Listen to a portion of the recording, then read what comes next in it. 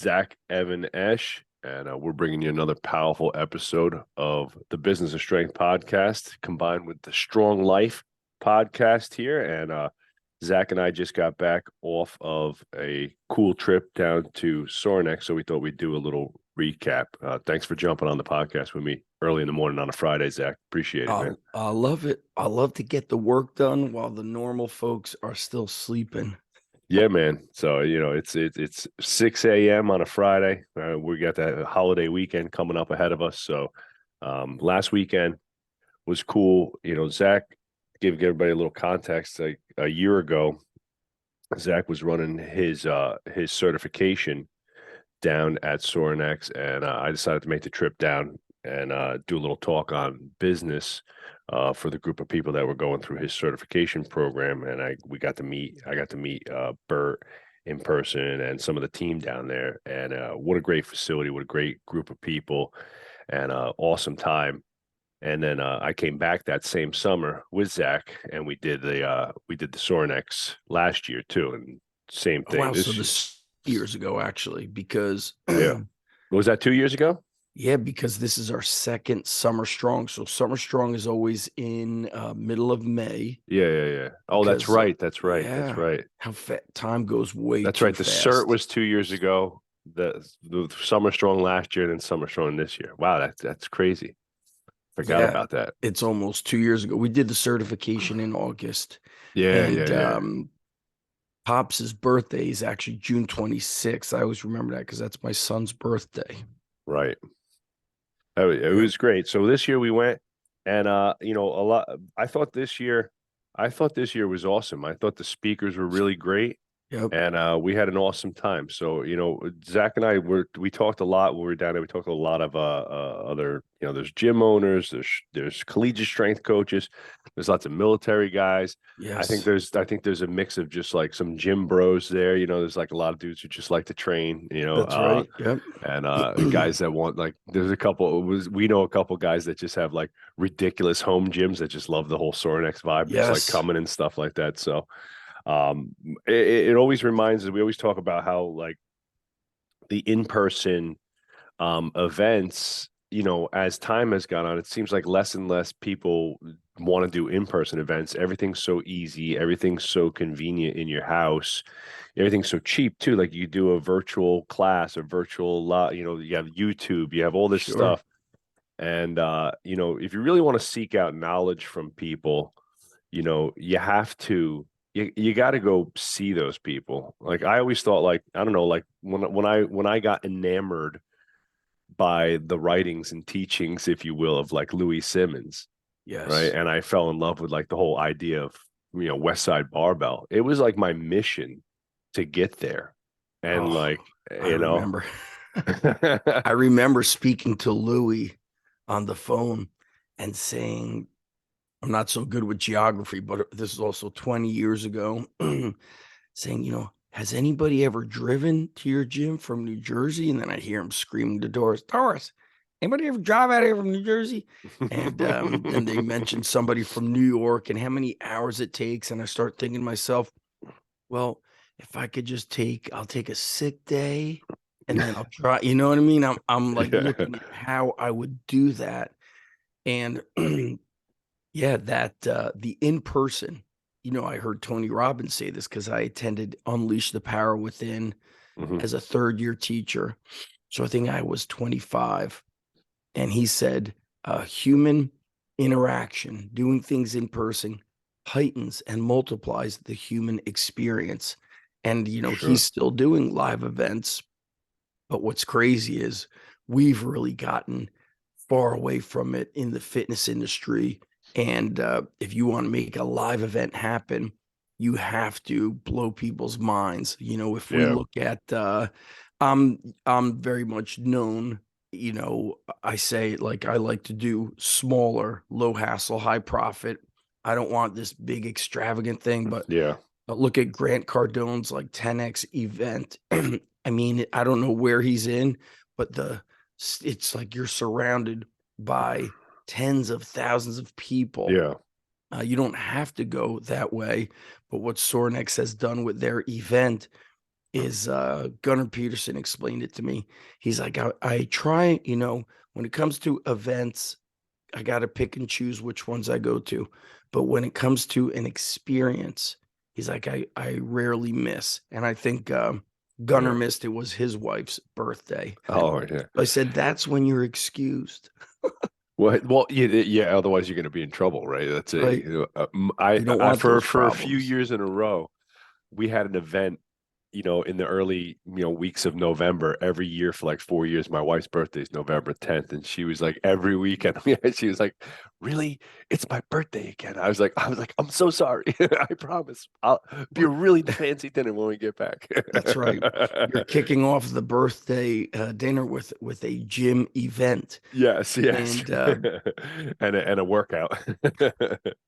So I so, think what's yeah, cool about it is that people don't run events at all. We've put on a couple big events at the gym. We do our yes. annual strongman event where we get a couple hundred people to come. I've done like mastermind events at the gym, but nothing to the magnitude of Sorinex. And I just want to give like Bert and his team some credit for the amount of work that goes into that. People that show up to Sorinex, they might not realize the enormity of an event like that and the stress that that holds. Like, Oh yeah. I know he wants to put on a great show, organizing all those speakers, making sure everybody shows up, right?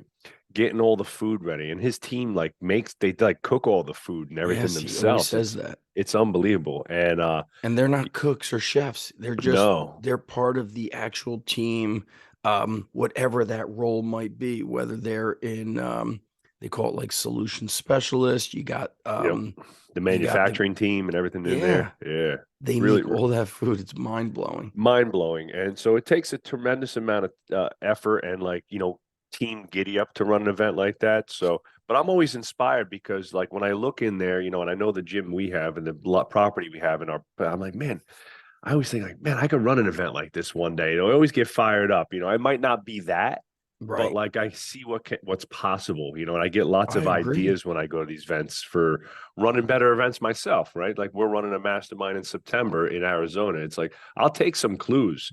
I'll steal some ideas from things like that to make that event fun. Swag Which you bags, should things if like you're that. smart, Exactly. right? Any Exactly. smart business owner He's really created a is, community. oh, What a community. Strength is a community. It's funny when you go to stuff like any type of strength event, right? Like, have you ever been out to like the Arnold? You ever go to like the Arnold or like oh, one of I the spoke at the Arnold a long time ago, kind of in the beginning of it becoming more than bodybuilding. I spoke in right? 2007 with Randy Couture before he fought for the UFC heavyweight title. And there was jujitsu and there was, a lot of other things going on outside of just bodybuilding, like how it started. And I'm sure that's like what Arnold started thinking, like, hey, what if we don't just do bodybuilding and now we do strongman and powerlifting? And then somebody was probably like, well, what about that? Now I think it's like they Now, have like, ping slap pong, competition, everything. ping Yes. pong. Yeah, yeah. I mean, now they've gone really big. What's interesting about the Sorinex event is when you leave, you're like, I want to buy Sorinex equipment now. Yes. Yeah. And so, Well, isn't that the master plan? Is the master plan? yeah, it's and here's also like we speak about, there's such a parallel to that. So we know as gym owners, you have what is like how long will a member stay with you? Lifetime value, right? Yes. I've purchased my first squat rack from Bert in 2003. Now I'm not his typical, I don't want to say, if I don't, not his typical client. They really serve the collegiate sector, Yeah. the military sector, people who are buying almost the equipment in bulk for these massive facilities. Yeah. And then he's got the high end private sector strength coach. They also have high schools, private high schools, Yep. but he kind of has those three sectors. And then the high end private goes into strength coaches and also outdoorsmen. They Yep. are in that they do Sorinex Winter Strong, Yeah. which is really an interesting one also. And That's like all hunting and outdoor outdoorsmen. stuff. And Yeah. then sometimes you get somebody like me who my first time at Sorinex Outdoors, I'd never even fired a gun. So I was really out of my element. That's the one I'm really waiting for the invite. I'm waiting for the golden ticket to show up. Come on, Bert, if you're That listening, is a send me the ticket. that is the golden ticket I, invite, I and get so my refreshing. So yeah, yeah, yeah. refreshing just these Different events. community, different community, right? So let's talk a little bit about the community of strength, right? Yes. And you know, every gym is like in a sense like a snowflake, right? If you go to Zach's gym, he's going to have his community, and there's going to be a vibe there. You come to Varsity Yes. House, we have our community, and it's funny. You go to each. It's almost like you know, there's an allegiance to different strength companies, the Rogues, the Elite FTSs, the Sorinexes of the world, and stuff like that, right? And Sorinex attracts an amazing community, and because of the connection to the military and because of the connection to the outdoor world, you have such a mix there, you know, and you know you got guy and like half the strength coaches that do come are all big hunters too, you know, because I Yes. know because Bert's into it a lot, and but what a community a strength really is.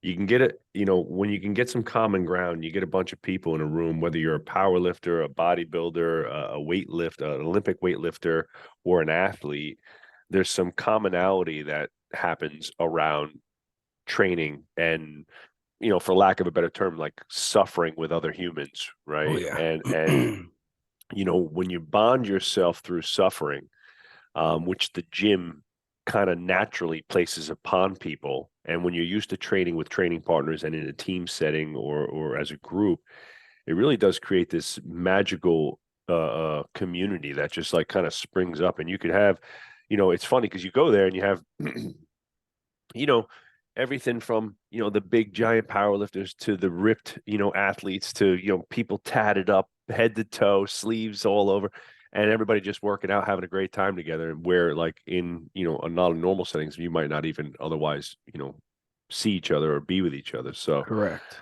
you know it seems like too like each segment of strength power lifters bodybuilders CrossFitters, they kind of all, it's like when you go to a high school, right? And you have like the different groups of kids pocketed together, right? And strength, these strength events kind of like are similar like that. And it's funny to kind of go around and poke around to see the different groups of people hanging out. In within Sorinex. Yeah, within and, Sorinex, exactly. and it's training and that suffering together. We don't really look at the training we're going through as suffering, but like just that struggle together, Yep. it builds a bond. Then you can't wait to see people the next time. And so, if I parallel that to the underground strength gym, I always make sure that somebody who's new, I introduce him or her to the other athletes so they start building friendships immediately. Because the first few times coming to any gym, even if it's small, like your buddy John Carlo, G Strength Philly, he's got a Yeah. small space. I guarantee you that still people are nervous and intimidated. Yes. And if you could reduce those walls of intimidation from somebody in the beginning and they start feeling that family effect, now they want to come back. And then you'll hear people say, like, man, these workouts kick my ass, but I really love hanging out with Joe. So I'm willing to trade this Yeah. kicking so I could just talk with Joe because he makes me laugh so much. And I look back to the early days of the underground and everything was so focused on training athletes to win and win that I didn't really have a good grasp on building that family type Sure. environment until, like you said, we had a fundraiser, and one of the guys who was a hunter, he's actually like a game warden, brought some of the game that he had hunted. He had venison, and I can't remember what else, different cuts of beef. And so at the end of the fundraiser, one of the athletes took the grill and strapped it down to the back of his pickup truck, and we all hung out. And I was like, oh man, this is like the early days.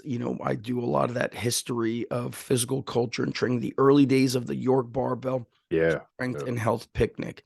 And so that's where Sorinex, that's where Richard Pops Soren came up with the idea because he actually grew up in Hillside, Hmm. New Jersey. Yep. And I believe he said I don't even know if he was a teenager yet. He took a train to go to York, PA, and he witnessed like a York event. And I believe it was one of their York Strength and Health picnics where they were outside doing the weightlifting That's competition and awesome. hand balancing and eating outside. And that's how Summer Strong began, as a celebration for Pops's birthday. And now, it's this massive event, but in their Yeah. early days, they were in like a strip plaza, as we call in New Jersey, and they had one of the units and the end unit. And so outside, they held a competition of all types: strongman training, early days CrossFit, because the Yeah. first Summer Strong was um, pre 2010, so CrossFit was very big. Hmm. And I've known Bert for a long time. We actually were together. They brought all equipment to the 2009 CrossFit Yep. affiliate gathering. They brought the They're the rig. ones who built I think they came up with the They original came rig up with the system. rig. Yeah. Yep. So everything they brought was purchased by affiliates. They Wow. went home with an empty truck. And That's so awesome. it is awesome. And that being said, you and I ran into a lot of strength coaches, Hmm. as you wrote about. But think about the staying power Sorinex has had in all of these change. You and I have seen changes. Imagine how Yeah. many changes Pops has seen being in the industry. I believe Like they 50 some odd years. started their business around when I was born. So Yeah. I'm 75. I think they may have started in 76. Yep. So that ability to pivot as the industry changes, and as there's new things in the field, like the military strength and conditioning career positions have exploded. Explode it.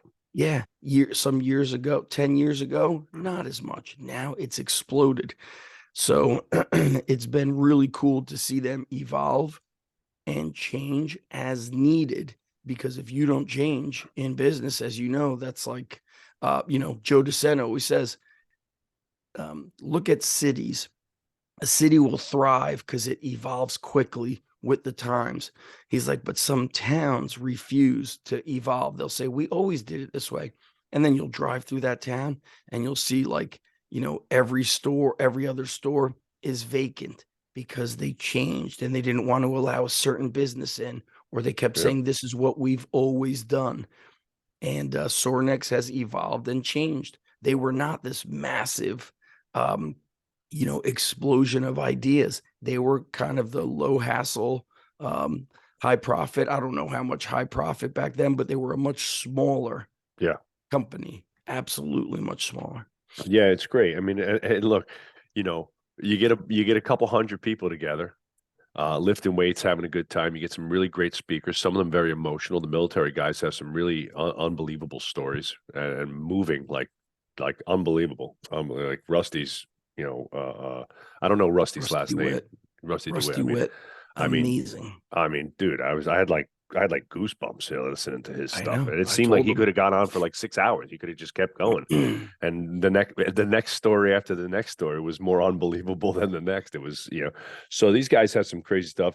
And then you fill that with, you got food. They do a great job. All the food's included. They wheel out a beer truck, right? They get everybody liquored up, and then the emotions start flowing, right? And that's kind of Yeah. what's cool about it, in a good way, right? Sometimes, look, I mean, in a field where everybody's like, supposed to be big and strong and tough, right? And all these people can lift big weights, and they're, collegiate strength coaches, or they're ex-military operators now, and stuff like that. At the end of the day, we're all humans. So it's nice to people let their guards down a little bit. They have 2 or 3 beers. We get into some really engaging conversation, and I think that's part of what makes it special, is that everybody, you're looking and we're walking. I'm like, literally, me and you were leaving the one night, and we're like hugging everybody on the way out. It's like you all of a sudden you make like 10 new BFFs that weekend. Leaving is very hard. Yeah. And these are I know you made that post on Instagram, sent out Hmm. an email, and kind of like the parallels to Yeah, yeah. the fitness industry. And I feel like you have the fitness industry, you have the strength industry, but from a business standpoint, what do people feel if they have to leave or they start thinking about leaving Yeah. Varsity House or the Yep. underground? Do they feel like they're going to be missed? And sometimes that's something hard for the owner to come to terms with. Yeah. Oh, if they want to leave, whatever. Well, we don't want people to leave. And when they leave, that's something that should bring about questions, Yeah. to yourself and to your staff and say, hey, why do we think John Smith left? Why do we think Susie Smith left? Let's backtrack. What did the last month look like for them? Yep. What about the last 3 months? Did we notice they were missing training sessions and we didn't reach out? Did we not have systems in place where somebody disappears? Like for me, I use software Wodify. If you miss 2 weeks, an automatic email goes out checking in. We know life happens. Please keep me posted. And then on the flip side, you have a much larger operation than I do, but we still are connected.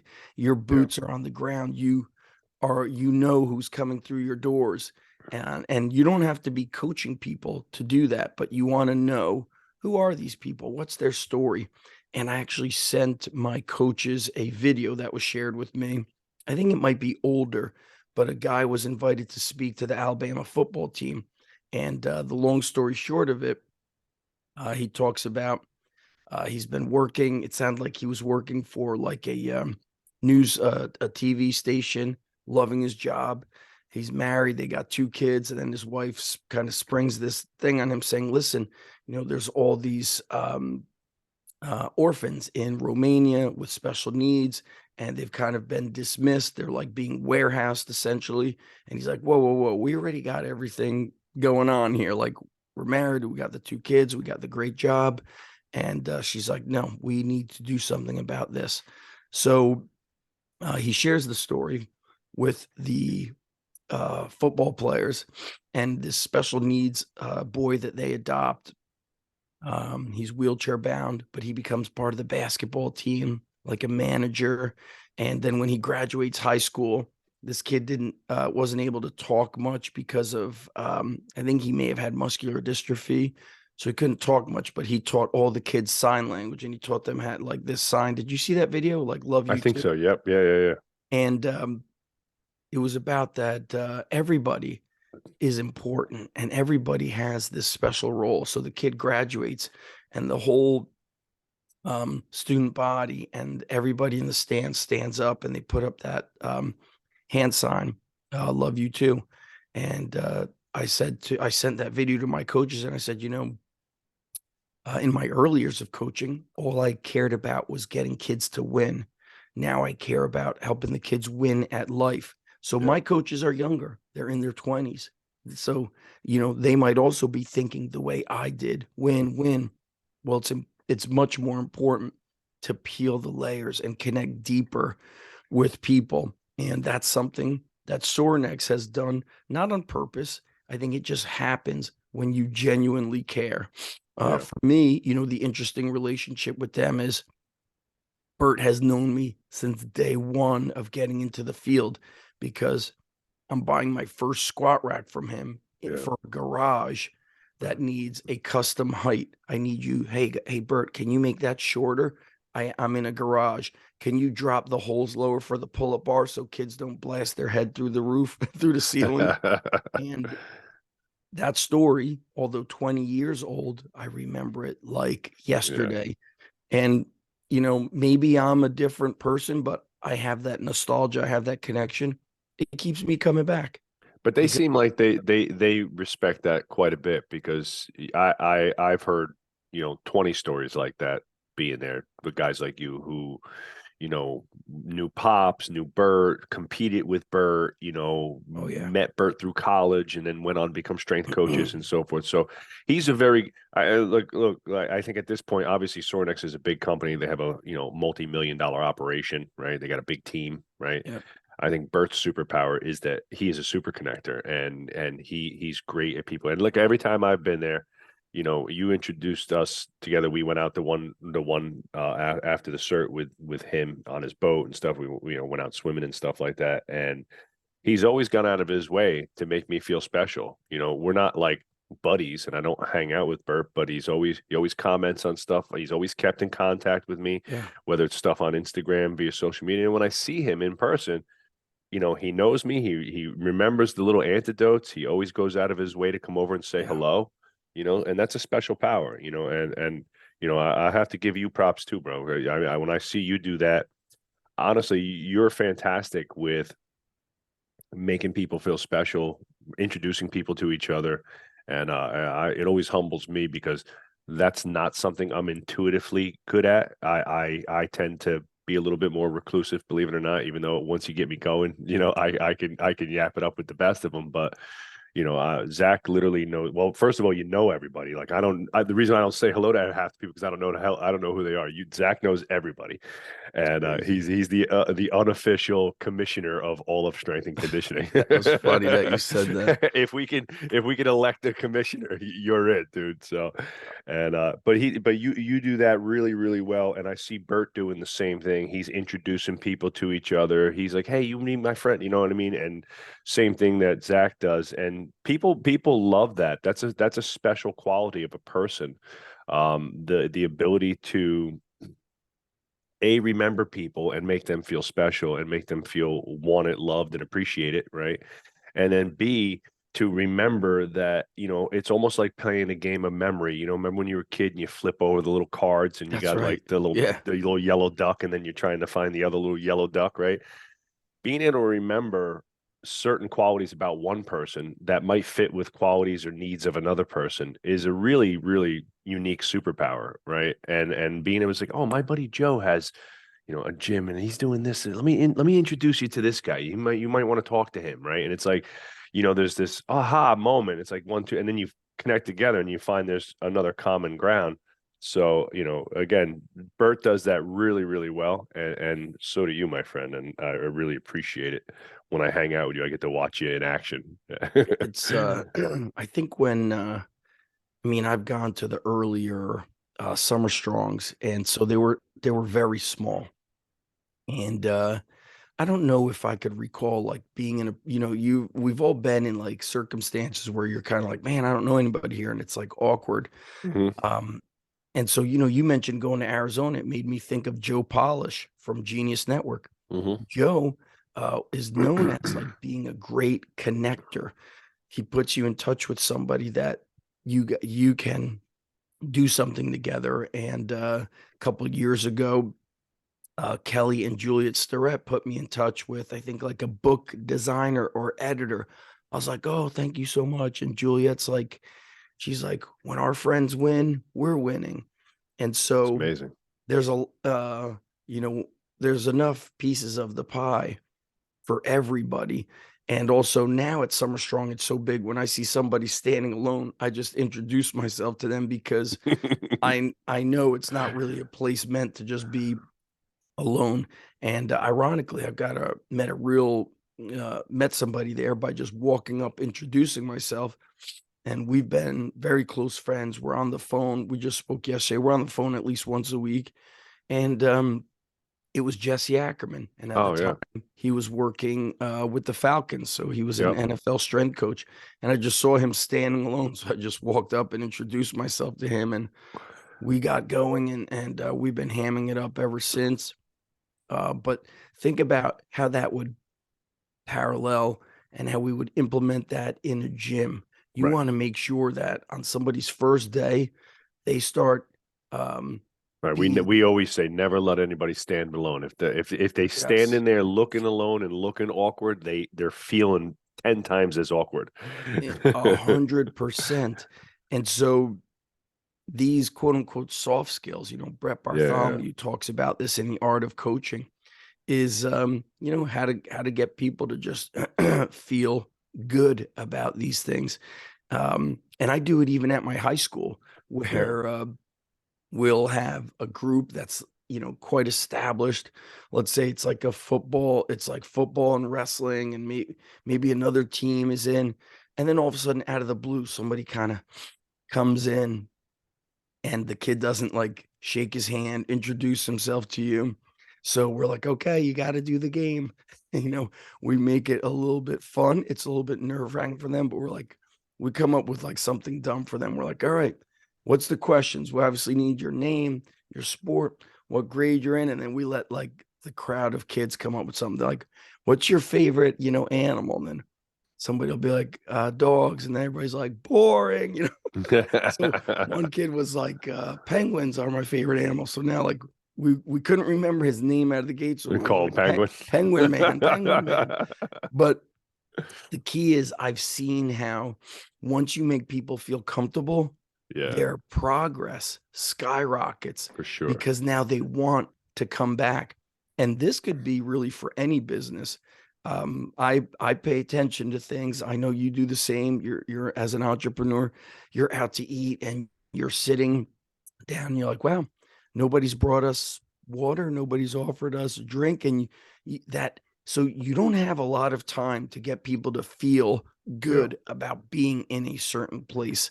And so as gym owners, you have to do that. And I think in my business, being a smaller operation, that's what's helped me be consistent with income and never need to take out a loan and be in debt and be like, oh, I'm breaking even. I've never been that way because our athletes stay with us for the most part for years and years and years. Sometimes we have a very small number that are the kind of come and go type athlete, but you have to get people really feeling good and loving to go to your place. And then you're not worried about just like this, I don't want to say the marketing machine ever gets to be turned off, but you're not always like, I need 50 clients, 40 clients.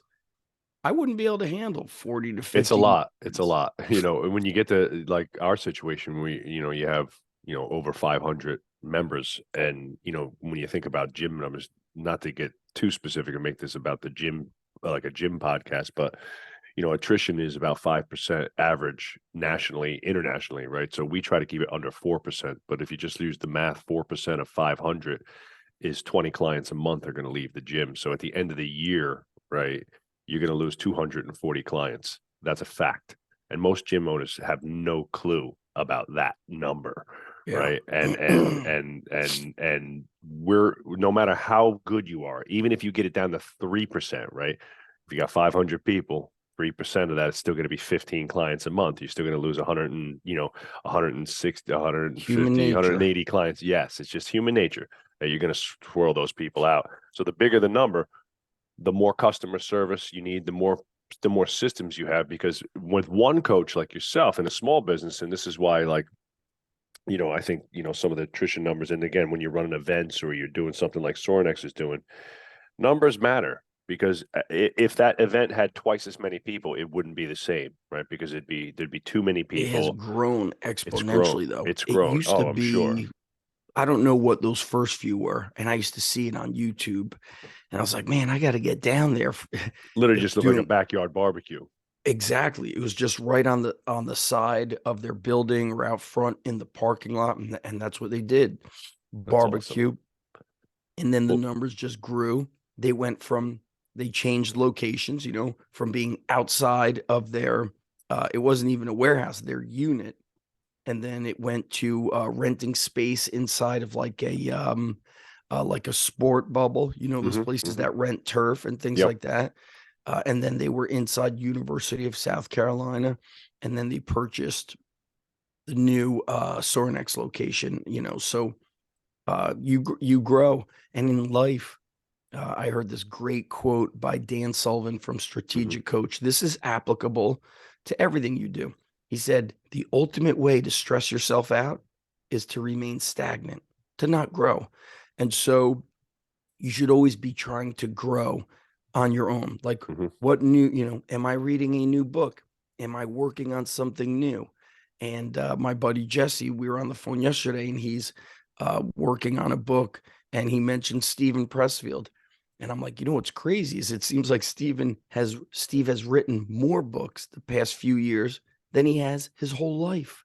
Like, he's actually doing more. And I think he's in his late 60s, early 70s.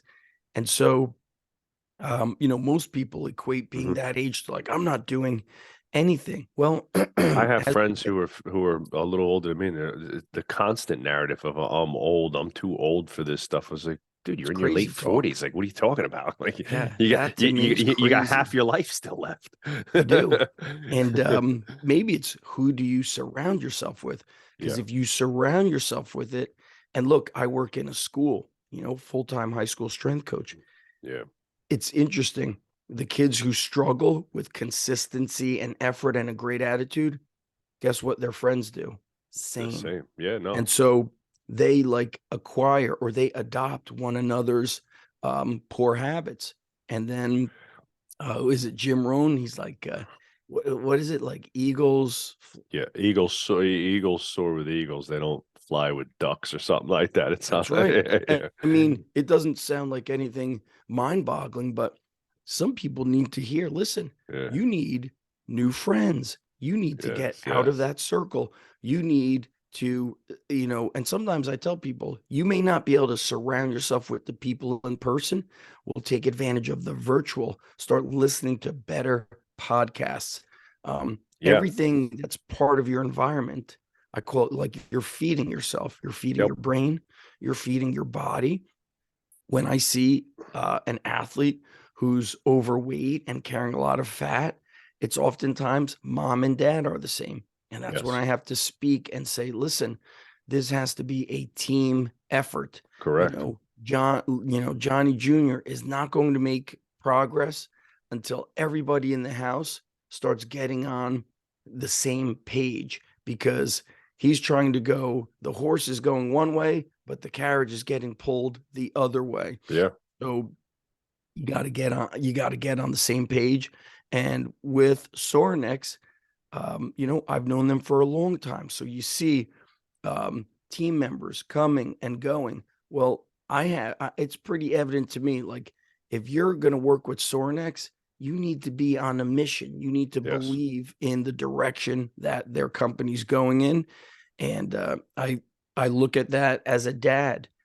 What is, I know you do the team meetings with the family. Hmm. It, I'm telling you, being around kids, since being a teacher since 98, coaching since I started coaching recreation wrestling in the winter of 93. Wow. You see, when you're around people, you start seeing habits, you start seeing how it's connected, and you start understanding the influence of why things happen the way they do. And it's cool to see how Sorinex went kind of, they were growing slow, steady. And then they just went to this like phase of like, boom, we're going to really go big. That's something I wanted to ask Bert about. Like, hey, when did what was this turning point moment in your head So when you, I actually spoke to him a little bit about oh, that, I want right? to hear it. Yeah. And he said it was a mindset. He's like, he's like, honestly, Mind it shift. was a mind shift. He's like, we just started believing in our products. We found our tribe. We found the people who believed in our products, Right. and we dove all in. And he went out of his way to level up his network, right? Yes. And level up the connections with high level collegiate strength coaches, high level military, and that was in a sense purposely done, but in the Yes. sense that's where he felt most comfortable and loved anyway because he was a high level athlete himself. He's a huge hunter. His circle of Correct. friends are all big hunters, and then you look at the connections. Like I actually spoke yesterday about this on another podcast that's coming out in a few weeks and probably next week also. But like, if you want to get somewhere that you're not currently at, right? Or you aspire to be like, let's say you're listening to this and you're like, man, I'd love to own a gym like Varsity House one day, or I want to be a coach like Zach one day, and I want to be, a world class, strength and conditioning coach like Zach one day. The best thing you could do Thank you, is Joe. well, the best thing that you could do is come to Varsity House and That's right. pick up the phone and call them, say, hey, can I come and sit in one day and see things in action, or call Zach up? Like, he's just a man. At the end of the day, he's just another human, right? And like, people are afraid sometimes to pick up the phone, but like you said, like we said earlier, it's like, I called up Louis Simmons, and that's when Doris used to, hello. I was like, yeah, my name, I'm Joe Riggio. I'm from New Jersey. I want to come out. I want to come out with another friend, Joe from Jersey, and Laura's like, hey, Louie, there's two Joes from Jersey want to come out to the gym. He's like, tell them to come on out. Can That they was lift? He goes, amazing. can they lift weights? Yeah. His I, open door policy my was point is that crazy. most people, like anybody who ever calls me, if you're a young coach and you call the gym and you want to come to the gym, I don't think we've ever said no to anybody. It's like I'm happy to share my experiences with other people.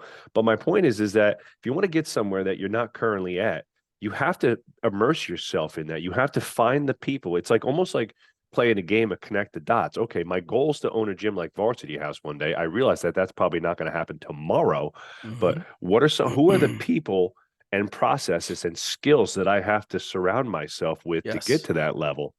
And that's where I think like you go to a thing like Summer Strong, it's not just about lifting weights, and it's about connecting with other people. So, I'm good at extracting connections out of just about anything. So when I go there, I purposely meet, introduce, stay connected with people that I think would be great influential people for me and that I want to be. Like I see like Michael Easter. Like Michael Easter, if you don't know who he is, if you're listening to this, he wrote the book Comfort Comfort crisis. Crisis, right?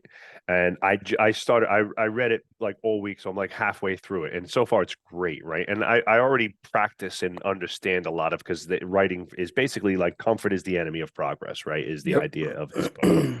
And he told an amazing story of like hunting in the Yukon for a month with barely any food and grizzly bears everywhere and stuff like that. And Yeah. he's like it was miserable every single day, miserable, Bored out of his bored, mind, like freezing trying to cold. entertain himself reading the Yes. back of a protein Bored, bar. freezing cold, and hungry, right? And like, I went out of my way to go introduce myself to him because I thought what he was doing was so cool. I connected with him immediately on Instagram. I shared some of his stuff. I bought his books for my team, right? Oh, And smart. and it's like, not with any ulterior motive, just that I was motivated by his talk. I think his book has great preference in life, right? That if you want to accomplish more, you have to throw yourself on the fire, right? Whether and that you should there should I always look at things in like there's five like major components to life, right? Fitness, finances, your friends and family, your personal faculties, those are your skills and your mental health and abilities, Mm, right? And the fun shit that you do, the experiences that you have in that's life. And I awesome. call I it the love five that. F's, right? That's awesome. Five And F's. the five F's. And I actually got that from Jay Ferrugia. Shout out to Jay Ferrugia. He was the one who Nice. told me that was about 7, 8 years ago, right? And I took that to heart, right? So when you think about that and you think about like Michael Eisner's book, and the whole point we started this conversation talking about leveling up and getting to that level, is like, man, I would love to, you know, do some of the things that he's done. I'd like to meet some of the people meet, because he's a journalist, so he's surrounded himself with all these other high performers and people that are like on the edge of what most people would call insanity, right? Like doing this wild Yes. stuff, diving to the bottom of oceans. A guy he was telling me about a guy he was interviewing who like swam.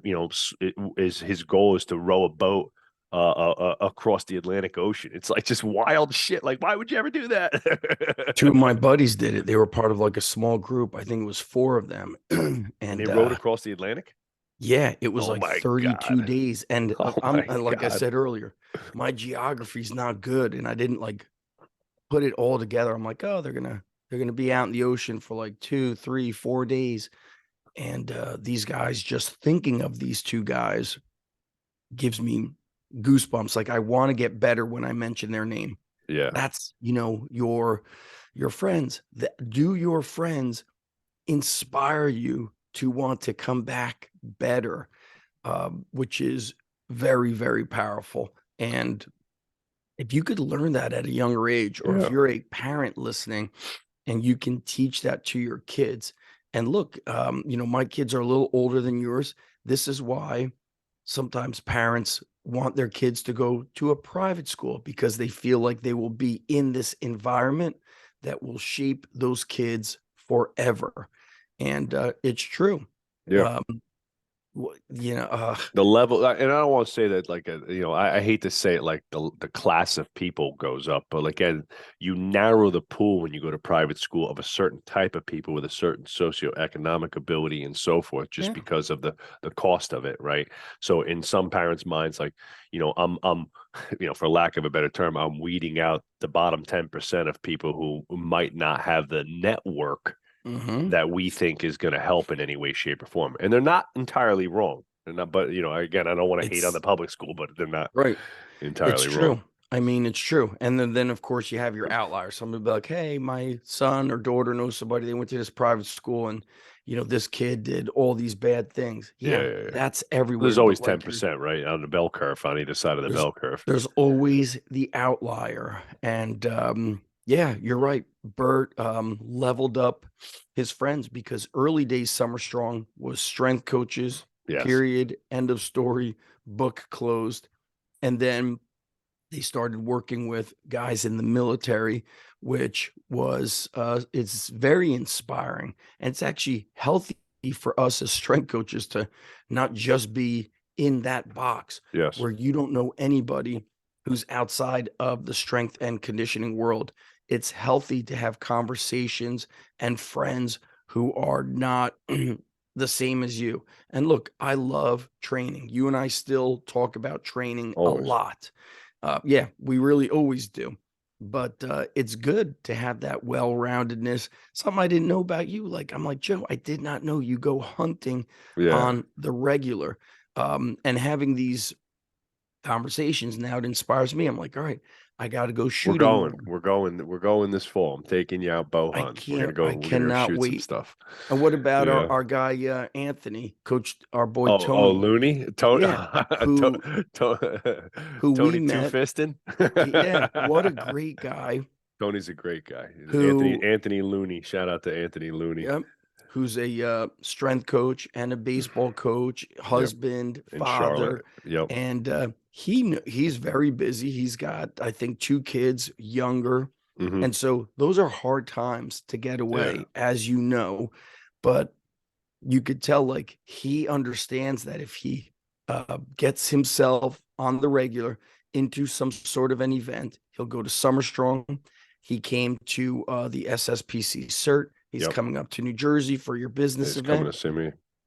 He understands that you gotta get out of your normal comfort zone. And Yes. a couple of years back, when I was doing a podcast with Spartan, one of the hosts was Colonel Nye, a retired colonel in the Army. And he said, comfort is a cage, it will cage you in.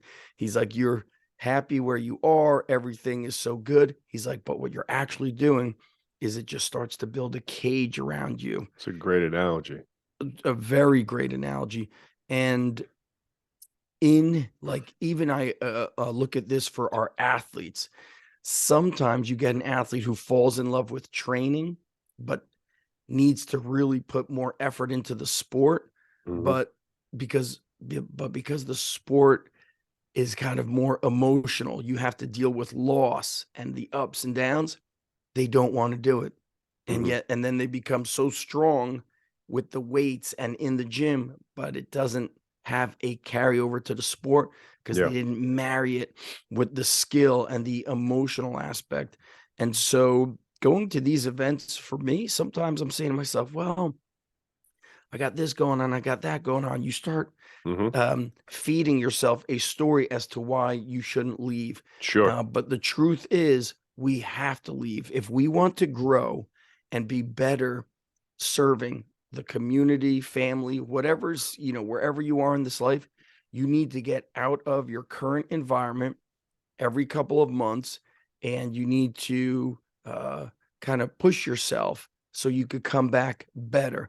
Because if you're always in that same place doing the same thing, you're just, yeah, I get it. Some people are creatures of habit, but that facing the discomfort is an opportunity to grow. Then you Yeah, come back better. and you have to like again like as you've gotten older and I've gotten older, it's a natural attrition that your friend pool is going to get smaller and smaller and smaller too, Yep. right? And you really start to get to a point where you start to gravitate towards people who are pushing them. Like if you're the type of person who pushes your own comfort zone, values training, values adventure, values, mindset change, values financial growth and personal growth and a lot of factors, you start to gravitate towards that. If you roll with bums and you roll with a bunch of guys or girls who are kind of stuck in the town, man, they're all townies, they still go to the local bar, they hang out, you're that's what you're gonna do, right? And you will not get better. And you You will will not be the get better, same. Look back 10 years, you're the same today. and give Anthony some credit, right? Because I remember I spoke to Anthony on the phone a few months ago. He had done like a virtual event that we did, and basically the conversation was like, hey man, like I want to take my business to the next level, and I'm really just not sure what I'm supposed to do next because I'm training a lot. I have all these certifications. I'm a great coach, right? And I love coaching. He's like, I'm just not quite sure what I'm supposed to do next. I said, well, let's come up and see me. You gotta see it, because when you see it, again, like I said to you, like he's just a man. I'm just a man. I'm just a meathead. I'm just a Joe from Jersey. I'm just another guy who loved training, opened up a gym and started it, but I've navigated some What was your successes and some turning point, failures. Joe? Where you guys were like, we're gonna get Pat this. Rigsby. Going to see Pat in 2011. Pat, when exactly what we're talking about. It was our second year with Dan, so I'm 4 years in business now. I started in 06, so I went 06, 07, and 08 by myself, right? Mm-hmm. And like most people, I just worked 7 days a week. I took 10 days off in 3 years, and I went to work on Christmas morning 2 years because I had a bunch of kids, a couple Jewish kids that weren't celebrating Christmas and wanted to work out. And, it was like, 75, $100 for the hour. I'm like, look, I'm going to go make $300, this morning, and I'll be back before 10, and it's like, that pays for Christmas presents and stuff. Right. So, and then when I partnered with Dan in 09, we were busier than ever. Summer 09, first year in our second facility, which was about 5,000 square feet. Busy, busy, busy. Almost everybody were football players and fall sport athletes. And then, come August, we're waving goodbye to everybody as they're going to camp. And Dan and I are looking at each other with like literally like pale white faces of terror. Cause like, we're like, how the hell are we going to pay the bills in a month? Like, we don't have any more money coming in. We didn't have a plan or nothing. Right. We struggle, vapor trails till like, November, mid-November. We started getting some like winter sports, spring sport athletes coming in. Right. Yep. Barely made it. Busiest year ever, 2011, right? We're 2010, we're crushing it. 100 kids that summer in our summer program, 100 kids. And we get to August again, waving everybody out the door. And the drop off was like, 80% of our athletes. And again, we barely made it to the fall. That's when we started our highlight company. I don't know if you remember, we used to have like a video production company that did like recruiting videos and varsity highlights, right? Wow. And that was just out of desperation. We had to find some way to make a couple bucks. And I was out filming videos myself. I don't know anything about film, like filming high school football games, to make a couple bucks. And we got a couple adult clients. So we went out to see Pat. And this is why you have to get out of your facility. You must surround yourself. I knew Pat was the only it was Pat and Ryan Lee were like two of the original gym business gurus, right? Ryan Lee stepped out of that, and he Pat did. was his, he kind put of successor. Pat on like the business advisory for correct fitness business. So we went out. So I put it on our credit card, my credit card. We didn't even have a company credit card at that time, right?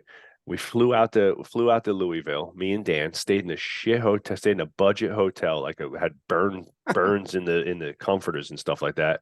Stayed in the crackhead hotel. It was a budget in, right? And it was on the really shitty side of Louisville. And we get to Louisville, and Pat's like, right, and he's got that thick Kentucky accent. He's like, we get up there and we give him our spiel. It's a whole room full of gym owners, right? And everybody, it's a big sales conference, so everybody's selling their gym. And he gets to me and Dan, and we sell basically. It was sounding like we had two different gyms, right? And we were good at selling, but we didn't have a system. And he said, well, he's like, let me tell me more about your gym, right? I said, all right, we train athletes, we do this, we do that. And he's like, let me get this straight, Joe. He's like, you train athletes from 2:30, 3 o'clock in the afternoon till 8:30, 9 o'clock at night. I said, yes, sir. He said, so you got 5, 6 hours a day that you can make money. I said, yes, sir. He said, when you signed the lease on your building, it was 24 hours, right? And every day, 365 days a year. I said, yes, sir. He's like, well, I don't know a lot of, maybe I don't know a lot about business, but that just sounds like a really bad business model. He says, right? And he said, that sounds like, he's like, if you want to make some money, he's like, you're going to have to do something with the rest of that day. He's like, you Yep. got to find a way to make some money. So, he gave me the idea for our 6-week transformation, which I then took and turned into, our most lucrative product, which has made us, millions of dollars. And it's, the rest is kind of history. We started the adult training. It just opened our eyes to business. I met another guy who had like 5 gyms, was doing multiples of millions. We met a dude who had similar background, was all sports performance, started a gen pop, built a great set of gyms. So I saw the next level. And and Dan and I, we're not dummies, right? We're a little ignorant sometimes, right? We're still meatheads, but we're flying home and we're like, dude, they're just regular people. We can do this. Like, I saw it. Like, if that guy Yes. can do it, we can do it. You know what I mean? And Mindset. yeah, and it was really just the mindset. So and once we believed that we could do. Once I saw it, and I almost felt like I could touch it, and that's why, like, if you want to make more money, surround yourself with some people who make more money than you, and figure out and listen. Shut up and Yeah, listen. because then you start feeling awkward. Like, why am I not on that level? Yes. Yeah, I And got a, I in got a guy, Pete, that's in our gym. And Pete's our business partner in the building and property. And Pete's a super successful guy, right? And he comes from a regular family. Dad was a cop. Mom worked as an admin, was like a secretary and stuff like that. yeah, Had like interesting. 12 brothers and sisters, right? Right. Like a huge Irish Catholic family, right? And Pete's just a regular guy. I mean, the most regular guy ever. He's a great dad, a great husband. He's a philanthropist. He's such a nice person. He's done so much for us. And like, if you see Pete, it's t-shirt and jeans. He's just like a regular guy. And this guy knows how to make it rain. But he's surrounded himself, with amazing people, and he's created an unbelievable business, right? And like, when I go out with Pete, and like, we've gone fishing, we've taken vacations together and stuff like that. It really is the simplicity of his mindset that's been so successful. He never doubts himself. He never thinks twice about decisions. I make it and I go, and if it's the wrong one, I don't even care. I just move on to the next one. Where a lot of people, they get so focused on, like, if they make a bad choice or they make the wrong choice, that just crushes them and they can't get their mindset out of that gutter. Yes. And Pete's just like, no way, I'm moving. I was like, You I'm have on a to I'm on a rocket rebound. ship, Yeah. I tell and that to athletes. I go, listen, you play baseball, softball, wrestling, somebody scores on you or you miss a play. You don't have hours or days to deliberate on this thing. You have to rebound within seconds. yeah, And I remember that was my mistake when I was a young athlete. Something same. would happen and I'd just go down the dumps. This conversation, or this, like what you were saying about Pete, remind me of, like, we went out to dinner the night before with Kyle Casillas and Yeah, Kyle's Ray the man. Zingler.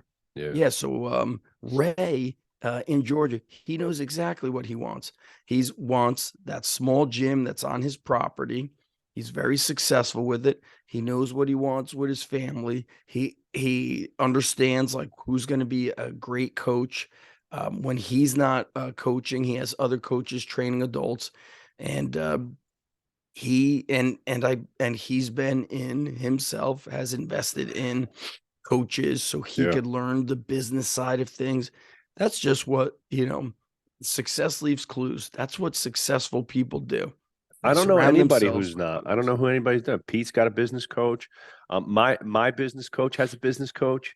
I've been in Dan Sullivan's group. I've been in Donald Miller's marketing group. I've been Yep. in, I mean, I've spent literally over the 20 years that I've been doing this, I've spent, a couple hundred grand easily on Somebody education. just texted me that. I think I deleted the message so my wife wouldn't see that I said I invested several hundred thousand.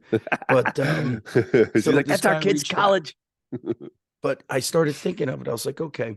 I remember going to the Genius Network weekend $10,000. I was on the Dan Kennedy newsletters for several years, and every year I kept bumping up until I was on platinum. That was like $700 a month. That's real money. People think about that. Like I can't get a gym owner to come pay $300 for a full 2-day workshop at Varsity House, where we're like literally going to give them a blueprint book of all of our systems and parade them around the gym and show them everything. It's like $350. You're like, oh, it's a my lot. I don't know if I philosophy can, behind that. take the day off. Right. And That's why you're you exactly should. the person who needs this. Do you know a strategic coach? I know they've Yeah. I don't know if they set up offices in New York City and Philly, Mhm. but in the beginning, I know they purposely did not, because they felt people would end up commuting. They wanted people, they're like, you have to step away Yes. from your work. And strategic coach is a 1-day event 4 times a year. So it's once a quarter. Mhm. But here's what's happened, Joe, since I've been in strategic coach. I'd say since 2011, 2010, 2012, all this information, you give it away so freely. I honestly feel just people don't respect information anymore, because they're Yeah. like, I'll just look it up on YouTube, or I'll just watch Instagram. And you even said it to me. Yeah, he said, Zach, listen, I don't think certifications are really that hot right now. Well, somebody like our friend Anthony, he does not need another certification. No. He needs business immersion. But there's a lot of coaches out there who need more knowledge. They need a mentor, right? There's a difference between a Yes. certification and a mentor, right? There's a Oh, difference yeah. between going to a business like workshop mastermind and hiring a mentor business coach, right? There's a big difference, right? And it's like, the difference is, it's kind of, look at a training. Anybody could pull a training program out of a magazine.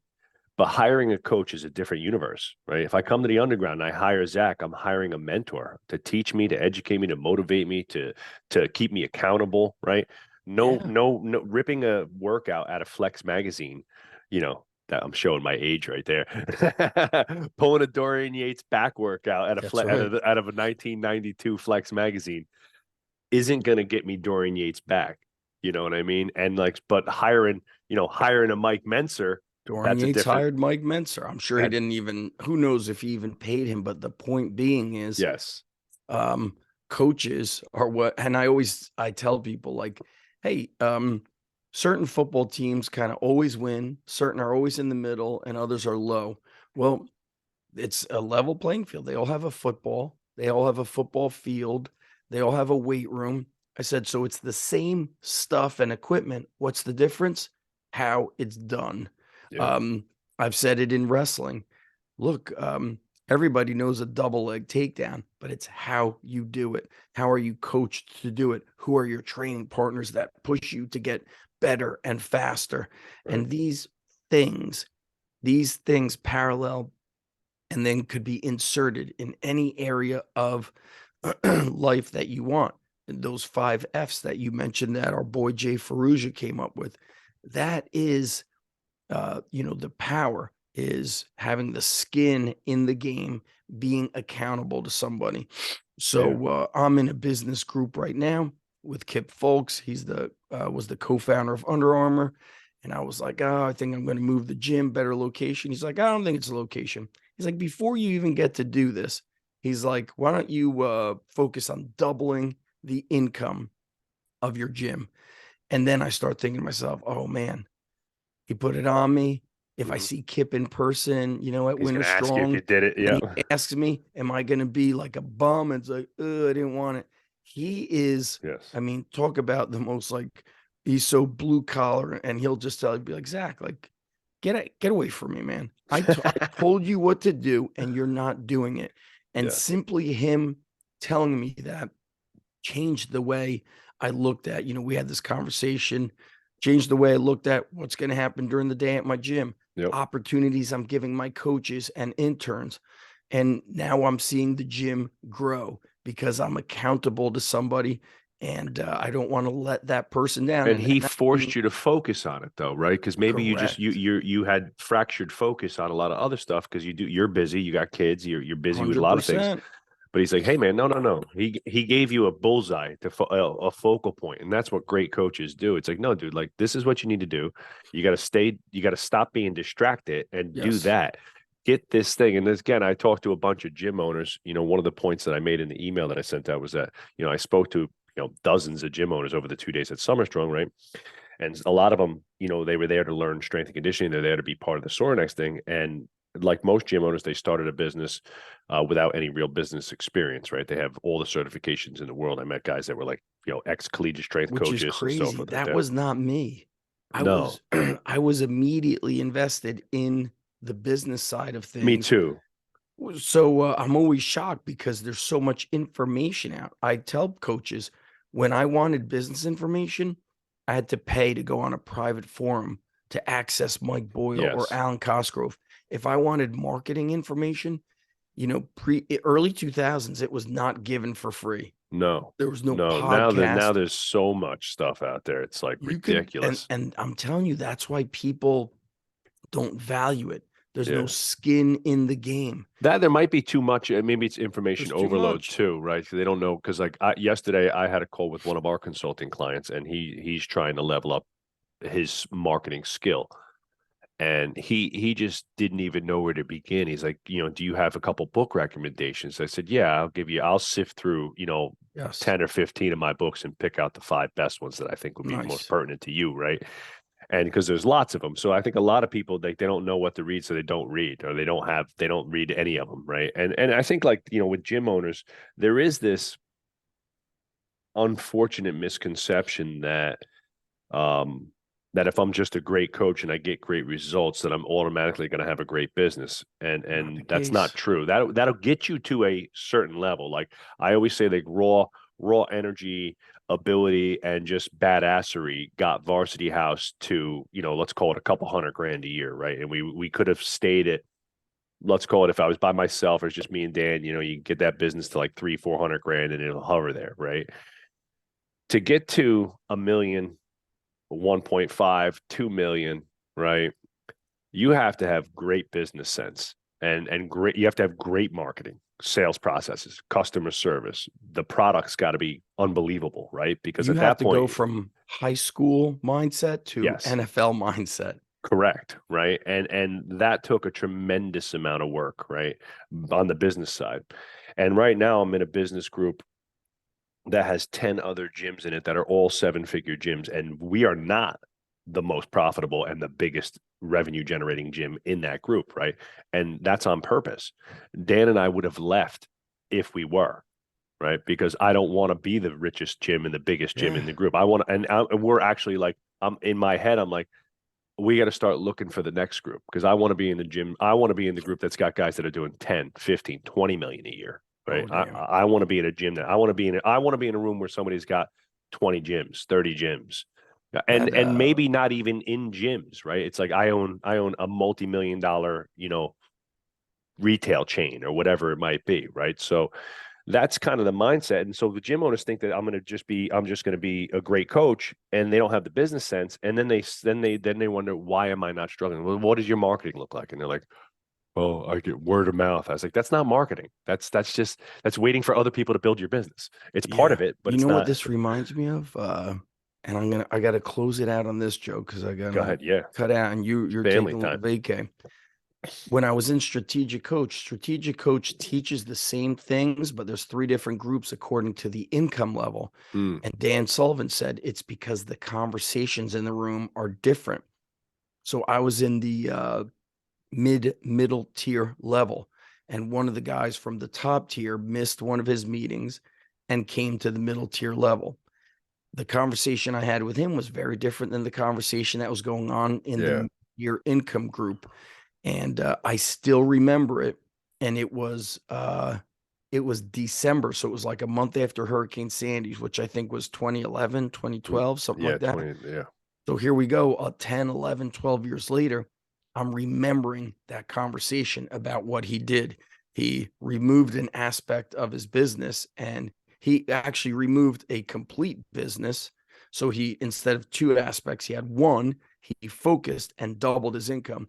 And he was like, I don't even know what I actually do anymore. He's like, because I have people that do everything, people that answer the phones.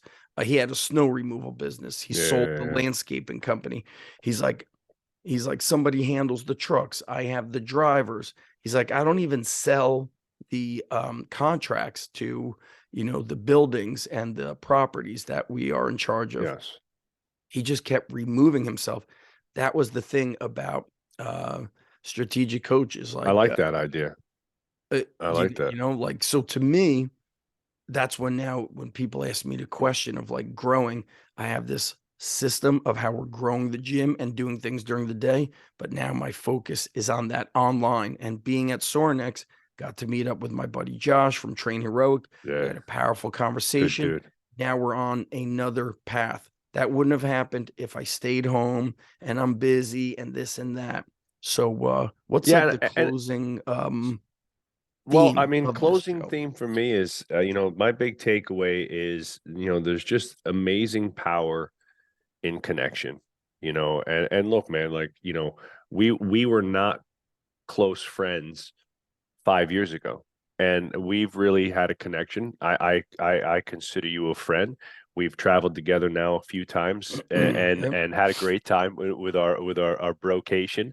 Such a And I great think like time. all those things, like, again, I think, one of the guys said it during Summer Strong. I get to I'm friends with my heroes, and I remember looking Yeah. up to Zach and watching Zach, and we're a similar age.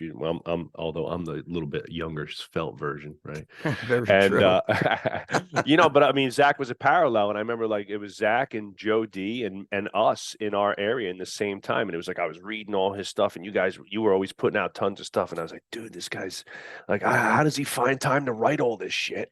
Like, I'm trying to grow a goddamn business, and he's Yes. book after book after book, and I'm like, Christ, right? And I so, I look back, the energy was through the roof. Yeah, as you get older. so my big takeaway Yeah, is that, if you really want to make real connections and change your life, you have to shake people's hands. You have to meet them in person. that's Sitting what on we did. Zooms, that's what we did. Exactly. We exchanged messages through social and Yep. texting, and then We just came down. Yeah, we came down. you guys We came came down to down. the gym and trained, and We hit it off. We of course spoke about business, and it wouldn't have happened if we eventually said, "Listen, I'm busy, you're busy. Let's just get together in person." yeah. And it's been great. You're right. We could get comfort is a cage. Yes, I love that. Comfort is a cage. So Colonel get out Nye. there, Sorinex, shout out to Bert, Pops, and the entire team at Sorinex. They put on an amazing event. I appreciate their hospitality, Yeah. friendship, and the Summer people. Strong 16. Great I think event. I've been to I missed 2 years in a row of them because I was like, I don't want to leave my son's baseball, daughter's tennis, but I come home a better man, better father, better husband. So I don't leave just to disappear. It makes me Well, better. So I think I've it's been it's your to duty, right? It's your duty as the correct. provider and presider of your Yes. tribe, your family, to improve yourself. And part of that, like, I loved, I know we'll keep it short, but like Michael Esser's idea, I believe he called it the Myogi, which was that that mindset of having this adventure. Look, for some people, going to Summer Strong every year could be your Myogi. That's like I Yes. got that's how I'm going to go better myself. It's my adventure. Dan and I have had so many adventures together that my point is that connection, that in-person connection. Get on a plane, Yeah. go somewhere, learn something, do something different, get up in front of a room and speak, even though you're terrified. Get up in front, go It's lift in front of a exhilarating. people that are stronger than you and be like, oh Oh man, yeah. like these guys are deadlifting 800 pounds, and here I am with my 350-pound deadlift. Who gives a shit? Get in there and go. That's And right. You are out there competing. I tell them, like, hey, you're out there. You're the man in the arena. You're the woman in the arena. yes, You must keep doing that. It sharpens your sword. for sure. So I'm going to sharpen my kitchen knives for a weekend of barbecue Good with for my you, family. brother. And Yes. I'll catch you next week, Zach. Thanks again. I love you, brother. Thank you, Appreciate the guys. time and energy. Later, my bro. See you, Peace. man.